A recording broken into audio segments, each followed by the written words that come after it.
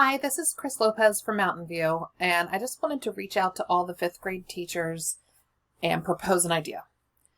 I have made a number of templates for 5th grade specifically to match with our curriculum as a way to share different resources in a way where everyone can add to it. It doesn't require anyone to do anything. And then what you can do is take away, like make a copy, and then use what you want out of it. And it's there, we can all use it. It would be a way where we're looking to put so much digitally and put it together. I have linked in this document a template for each of the different sections. So each section is related to a test. So Unit 1, Section 1 for reading covers the first 5 LEQs because that's what's on the first unit assessment from the district. And I have reading set up, I have grammar and writing set up, I have math set up, and I have social studies set up.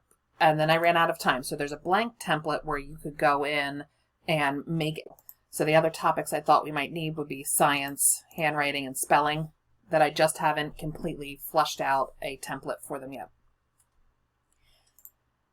When you go to the link, it will come up and it's relatively blank at this time. I did start adding a few things, but I haven't gotten very far. The home page has what it is. It's reading Unit 1, Section 1. It has all of the LEQs with all the skills underneath listed on the home page. And then there's a page for each individual lesson. So the first one's antonyms. For antonyms, it has what the students need to do at the top, the secure skills versus developing, and the vocab that goes with each lesson. Then for anyone that's a secure, I have a section for learn, a section for practice, and a section for assessing.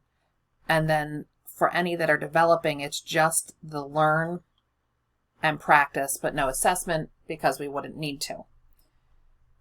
This is the one lesson that I've gone in and I've started to add things to. So I have direct instruction videos that anyone can use here. This is a slide that then I have it located within our shared drive, and you can use that for your students, and an answer key that goes along with it in video format. There's some practices related to antonyms. I did not create an assessment.